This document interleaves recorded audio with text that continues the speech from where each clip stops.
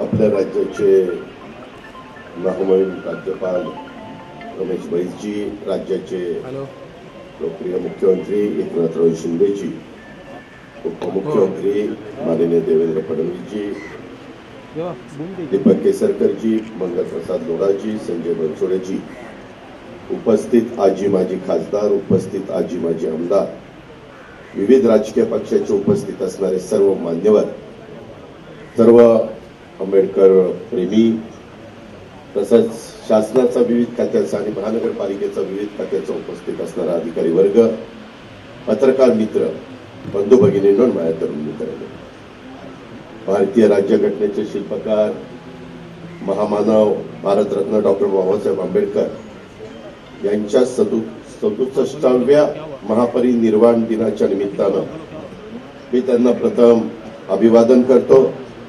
Doctor बाबासाहेबांच्या कार्याला, विचारांना, स्मृतींना कृतज्ञतापूर्वक वंदन देखील करतो.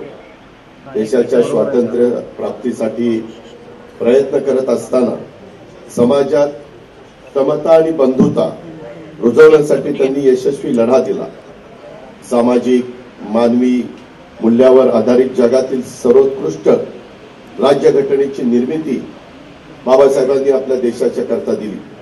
डॉक्टर बाबासाहेब आंबेडकर हे केवळ राजकारणी नव्हते, परंतु समाजकारणी पण नुसते नव्हते, तर ते ज्ञानवंत होते, गुणवंत होते, प्रज्ञावंत होते, तत्वचिंतक, विचारवंत होते, शिक्षण तज्ञ, अर्थतज्ञ, जलतज्ञ, शेतीतज्ञ आणि संरक्षण तज्ञ म्हणून देखील त्यांचं कार्य हे अलौकिक आहे.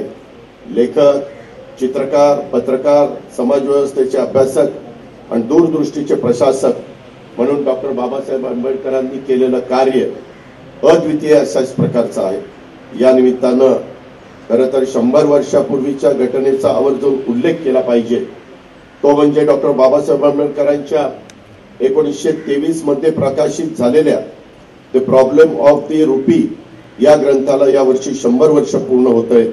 ही गोष्ट आपल्या सर्वांच्या दृष्टीनं अतिशय अभिमानाची अशा प्रकारची आहे. माझ्या नंतर बरेच मान्यवर बोलणार आहेत. मी जास्त वेळ आपला सगळ्यांचा घेऊ इच्छित नाही. काही इतर पण बाबी सांगितलेल्या आहेत. आपल्या सगळ्यांचं स्वप्न एक जागतिक स्तरावरचं डॉक्टर बाबासाहेब आंबेडकरांचं देशाची आर्थिक राजधानी मुंबईतलं हे स्मारक हे लवकर कसं पूर्ण होईल आणि तशा प्रकारचा प्रयत्न त्या महायुती सरकारचा चाललेला आहे. उंचीच्या मुळे थोडासा विलंब झाला, मध्ये त्याच्यामध्ये काही बदल करण्यात आले, परंतु आता त्या सगळ्या गोष्टी झालेल्या आहेत. त्या कामाच्या करता मुख्यमंत्री, उपमुख्यमंत्री आम्ही सगळ्यांनी ठरवले कुठल्याही परिस्थितीमध्ये निधीची कमतरता कमी पडू द्यायची नाही. हे पण अर्थमंत्री या नात्याने मी आपल्या सगळ्यांना सांगेन. सामाजिक कार्यामध्ये न्यायाच्या क्षेत्रात महाराष्ट्र नेहमीच अग्रेसर राहिलेला आहे आणि अन्य राज्यांच्या करता आदर्श म्हणून महाराष्ट्र काम करतोय. भारतरत्न डॉक्टर बाबासाहेब आंबेडकरांनी दाखवलेल्या सामाजिक न्यायाचा मार्ग आमच्यासाठी, महायुती सरकारसाठी आदर्श आहे. त्याच आदर्शावर आमच्या सरकारची वाटचाल सुरू आहे. हे देखील मी अतिशय विनम्रपणे आपल्या सगळ्यांना सांगू इच्छितो. आज अधिक न बोलता पुन्हा एकदा बाबासाहेबांना विनम्र अशा प्रकारचं अभिवादन करतो. जय हिंद, जय महाराष्ट्र, जय भीम. सह्याद्रीची उंची म्हणजे झी 24 तास.